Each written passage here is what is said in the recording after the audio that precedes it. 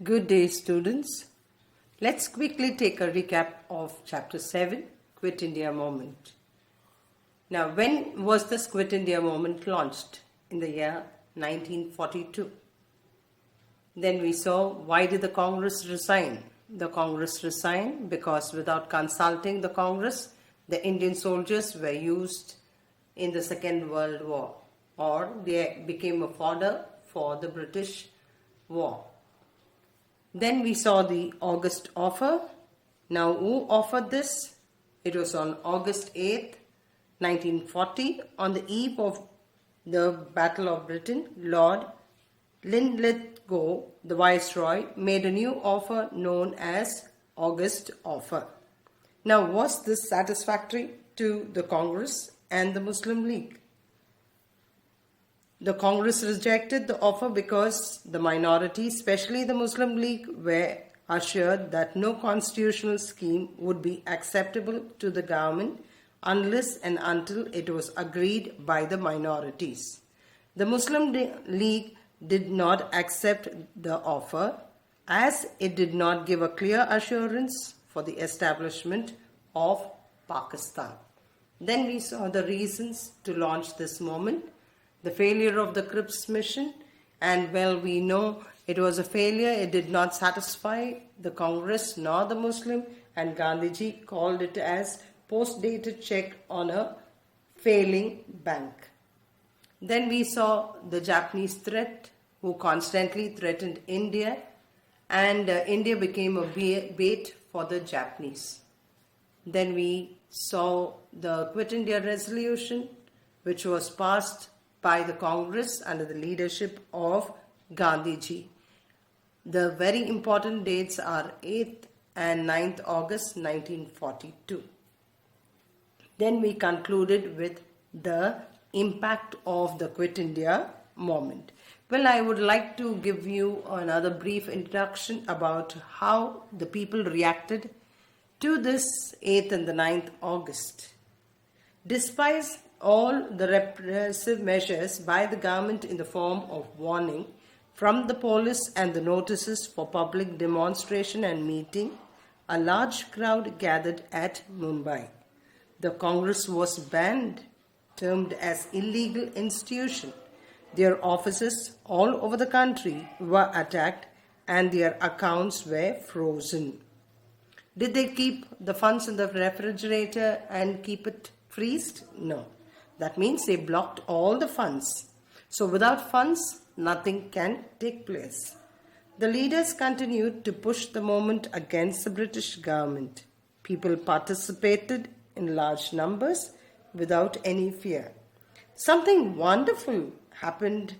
The Congress was leaderless, but it kept on moving. Mahatma Gandhiji took 21 days fast due to his ill health. He and other Congress people who were imprisoned were released. In response to this, Lord Linlithgow was merciless and he ordered his troops to open fire at many places and carried out lathi charge. Many people became victims of this. They were very severely wounded. This enraged the people and they retaliated by destroying the government building, post offices, police stations, cut off the telegraphic wires and blew the bridges and destroyed the railway lines. The retaliation reached its peak and became unmanageable. People were flogged and beaten black and blue. And the Quit India movement had reached a huge dynamic proportions.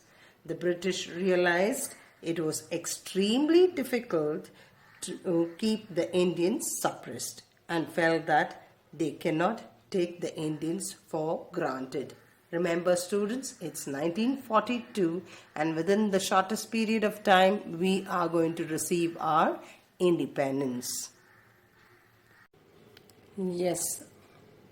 We move on to the next chapter, chapter 8, Forward Bloc and INA.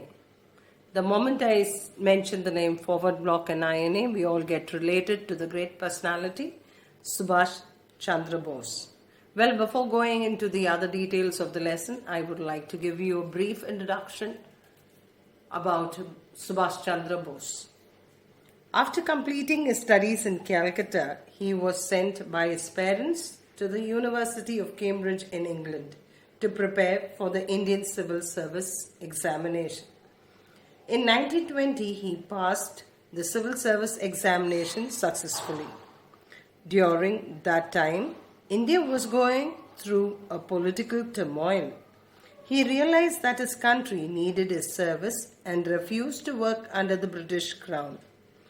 So, in April 1921, he resigned his candidature and hurried back to India and decided to take part in the Indian freedom struggle.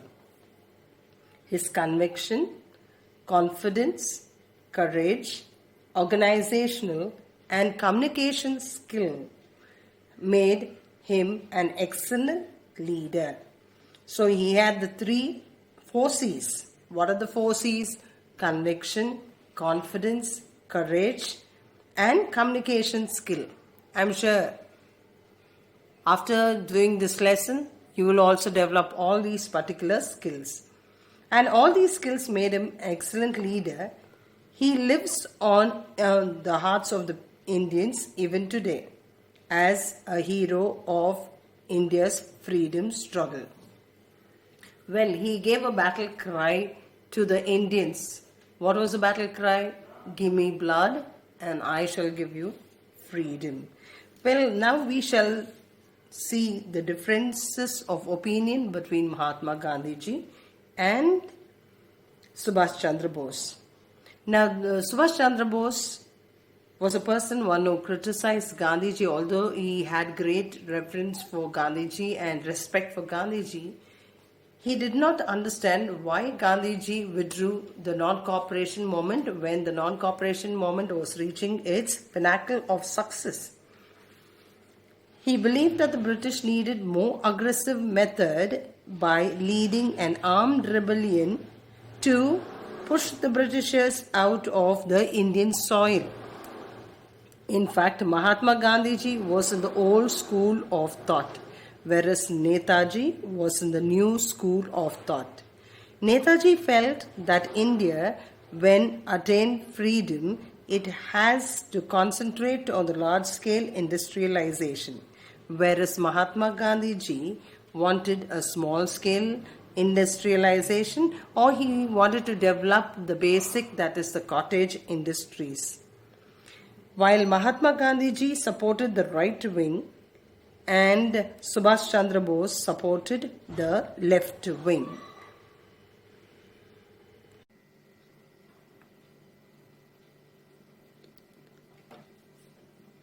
Before we learn about the forward bloc, let us see what was the rift between Subhash Chandra Bose and Mahatma Gandhiji. In Tirupuri session 1939, Gandhiji tried to dissuade Subhash Chandra Bose from standing for election. As the President of Congress, Gandhiji's choice fell upon Pattabhi Sitaramaiah for presidential candidate. Although Gandhiji wanted Pattabhi Sitaramaiah to win, Subhash Chandra Bose won with thumping majority. Gandhiji declared Pattabhi's loss was his loss, or Pattabhi's defeat was his defeat. As a result, 13 members of Congress Working Committee resigned. Majority who supported Subhash Chandra Bose reconfirmed their assurance to Mahatma Gandhiji. This created a deadlock between Mahatma Gandhiji and Subhash Chandra Bose.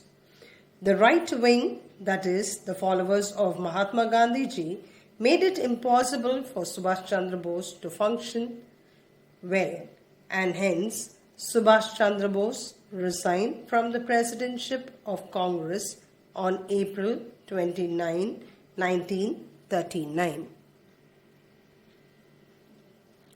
Although Subash Chandra Bose had great reverence for Mahatma Gandhi ji, he left the Congress over the issue of presidentship.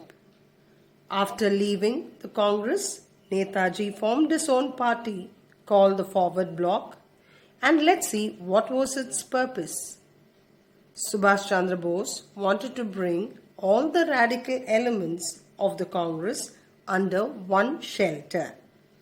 He sought the help of other countries to pressurize the British government and tried to hasten the British to move and grant independence to India. He sought the help of the Allies with Japan, Soviet Union and Germany with the aim of attacking the British in India. So now we have seen what made Subhash Chandra Bose to form the Forward Bloc and what was it called much earlier, and whose help did he seek in order to fight against the British. Let us now learn about the objectives of the Forward Bloc. So the immediate objective of the Forward Bloc was to liberate India with the support of the workers, youth and the peasants and the other organization. That was an immediate objective of the Forward Bloc. It was to liberate India with the support of youth, peasants and workers. And the second one, that is the first one under that, is to reorganize agriculture and industries on socialistic lines, abolition of zamindari system, and introduction of new monetary and credit system. You can expect a 2-mark question. State any 2 objectives of the Forward Bloc. So there are 3. You can write any 2 of them. Now let us see who was the brainchild behind the INA, the Indian National Army. The idea of Indian National Army was conceived in Malaya by Mohan Singh, an Indian officer in the British Indian Army. He decided not to join the retreating British Army and instead went to Japan for help. The Japanese had till then only encouraged the civilian Indians to join anti-British organization, but had no concept of forming a military wing consisting of Indians.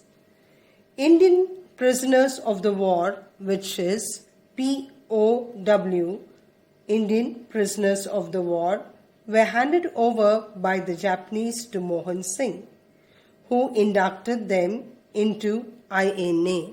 What does INA stand for? Indian National Army. The fall of Singapore was crucial, for this brought 40,000 or 45,000 Indians, prisoners of the war, into Mohan Singh's sphere of influence. By the end of 1942, 40,000 men expressed their willingness to join the INA. It was made clear at the meetings of the leaders of Indian community and of the Indian Army officers that the INA would go into action only on the invitation of the Indian National Congress and the people of India. So who was the brainchild behind the INA? It was Mohan Singh. What does POW stand for? Prisoners of the war. So who handed the prisoners of the war? The Japanese handed over to Mohan Singh. So what did Mohan Singh do with them? He formed the INA. So only with the consultation of the Congress, the INA would go to help the people.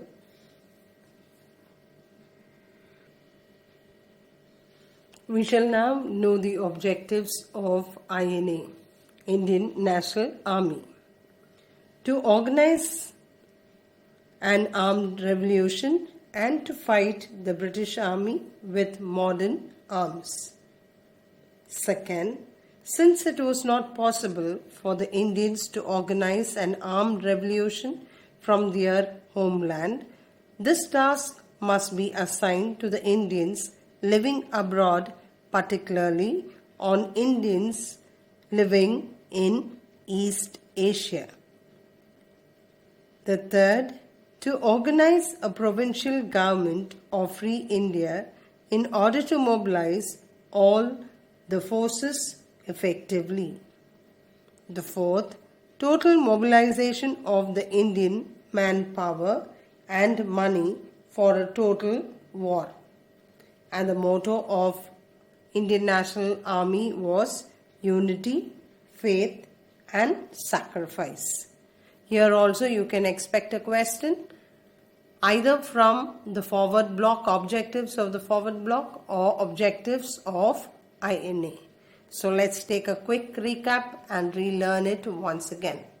The first one is to organize an armed revolution and to fight the British Army with what weapons? Modern weapons.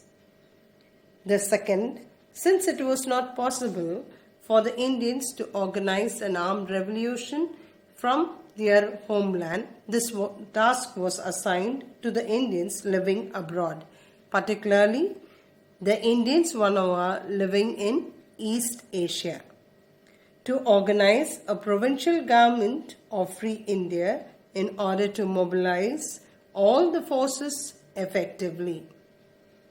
Total mobilization of the Indian manpower and money for a total war. And the motto of INA was unity, faith and sacrifice.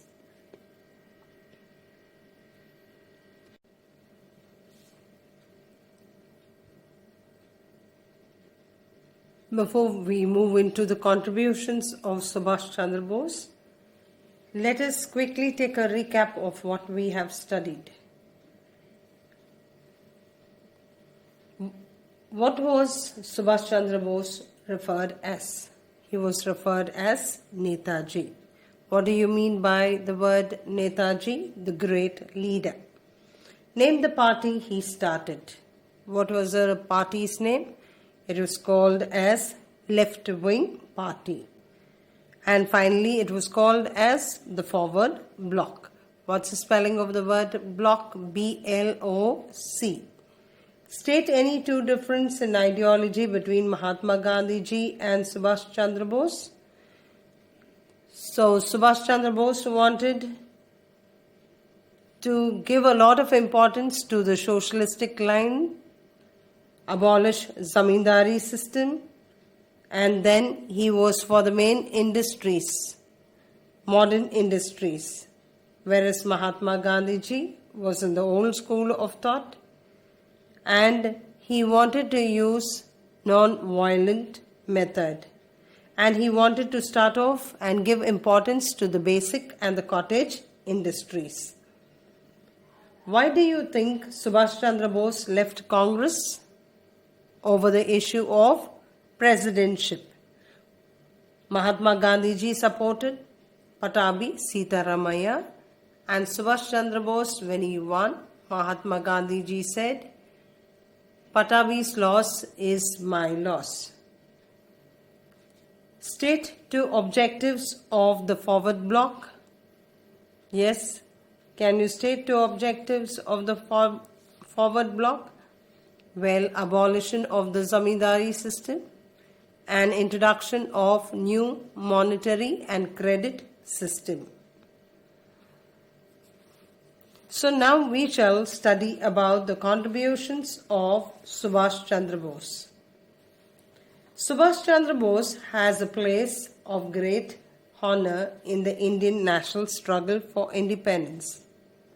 He and the INA under him gave a moral support to the national movement. The slogan popularized under him was Jai Hind, Delhi Chalo, and many patriotic marches enthused the Indian youth. Bose managed to internationalize Indians' national struggle for independence.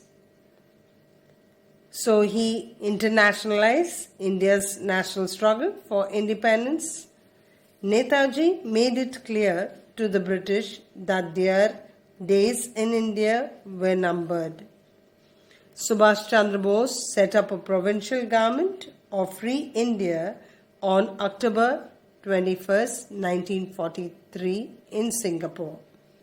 The major task of the provincial government was to launch and conduct the struggle that will bring about the expulsion of the British and their allies from Indian soil. Another important task was to establish a national government of Azad Hind Fauj. This provincial government acquired its first stretch of territory in India when Japan handed over Andaman and Nicobar Islands to Subash Chandra Bose on November 6, 1943, and Bose renamed these two islands as Shahid and Swaraj Islands. Let's now see what was the battle cry which he gave to the people of India and what was the call he gave to the soldiers. So Subhash Chandra Bose gave a call to the soldiers as "Give me blood and I shall give you freedom." And his battle cries were "Dilli Chalo" and "Jai Hind." What do you mean by Dilli Chalo? March to Delhi, and Jai Hind is victory to India. Well, I would like to conclude the lesson with a few points of achievements of INA. The INA gave a tough fight to the British forces in Assam Hills and succeeded in capturing Utkal and Kohima. It raised a tricolored flag for the first time on liberated Indian soil on March 19, 1944. Remember that we are nearing freedom. Within 3 years of time, we are going to be free from the clutches of the British. The INA set an inspiring example of patriotism. The heroic deeds and sacrifices of the soldiers of INA led to political consciousness among the Indian forces. The British now realized that they could not rely on the Indian forces to continue their rule in India. So you can expect a question either from the two objectives of the forward bloc or the INA and the contribution of Subhash Chandra Bose. Here's an assignment for you all with regard to Lesson 8, Forward Bloc and INA. The first question, state any two objectives of the Forward Bloc. Second, what were the objectives of INA? And the third question is, state any four contributions of Subhash Chandra Bose. Along with those three questions, you can answer. State any two differences in ideology between Gandhiji, Mahatma Gandhiji and Subash Chandra Bose. Name the party formed by Subash Chandra Bose and what was the immediate objective of it. And who was the first commander of INA? Name the two islands handed over to the INA by the Japanese. Also mention the new names given to these islands by Subhash Chandra Bose. Well, students, you need to write answers for all these questions. Thank you.